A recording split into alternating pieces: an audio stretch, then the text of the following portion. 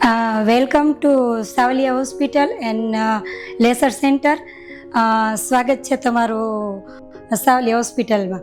અને આજે હું કિરણ વેકરિયા મારી બેબી સાથે કાલે અમે લોકો અહીંયા એના નંબર ચેક કરાવવા માટે આવ્યા હતા અને નંબર ઉતરાવવા માટે આવ્યા હતા. પણ અહીંયાનું રિવ્યૂ મને એટલું સરસ મળ્યું કે કાલે એના નંબર પણ સરસ રિપોર્ટ અને એના બધા ફોટોગ્રાફી આંખના એ બહુ સરસ રીતે થઈ ગયા હતા.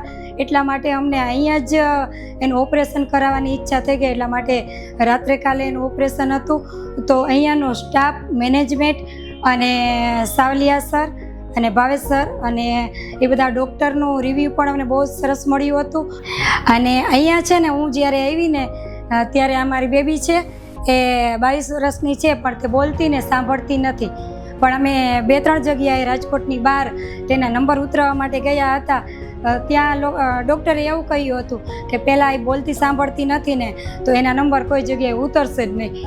એ સાંભળી નહીં શકે તો એને અમે કઈ રીતે બોલાવી શકશું, કઈ રીતે એના નંબર ઉતારી શકશું, તો એ પહેલાં અમારે ચેક કરવું પડશે.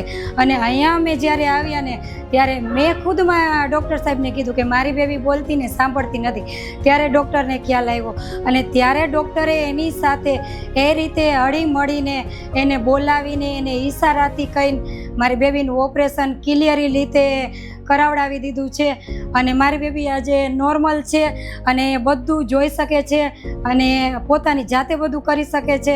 એટલા માટે હું બધા લોકોને એ જ કહું છું કે મારા જેવા નાનામાં નાના લોકો જો અહીંયા ઓછા બજેટની અંદર ઓપરેશન કરાવી શકતા હોય તો તમે લોકો પણ અહીંયા કરાવી શકો છો.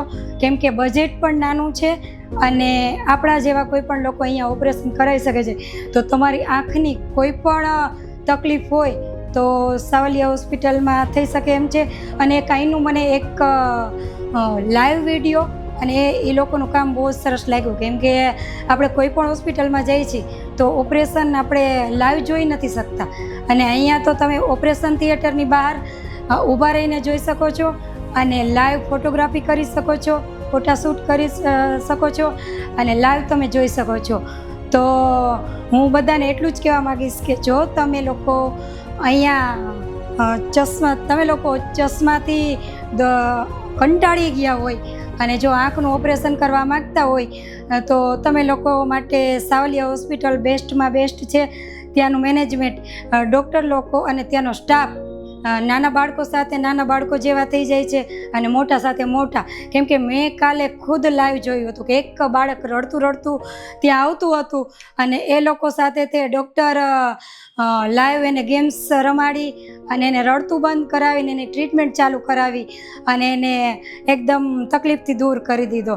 તો હું થેન્ક યુ કહીશ સાવલિયા હોસ્પિટલ અને એના સ્ટાફ અને ડૉક્ટરને. અને મેં સરને એક એવો રિવ્યૂ આપ્યો હતો કે જે લોકો અહીંયા આવે છે તે પોતાના ચશ્માથી કંટાળી ગયા હોય તો ચશ્માને તે લોકો આ ડસ્ટબિનમાં છોડીને જાય છે અને એ લોકો પોતાના રિવ્યૂ ત્યાં બોર્ડ ઉપર શું તેમને કેવું લાગ્યું, કેવું છે અને કેવું હોસ્પિટલમાં એ લોકો બીજાને અહીંયા મોકલવા માગે છે તો તે પોતાના રિવ્યૂ અહીંયા અને પોતાના સિગ્નેચર અહીંયા કરતા જાય. તો thank you Savaliya hospital, thank you એના સ્ટાફને અને થેન્ક યુ ડૉક્ટર સર.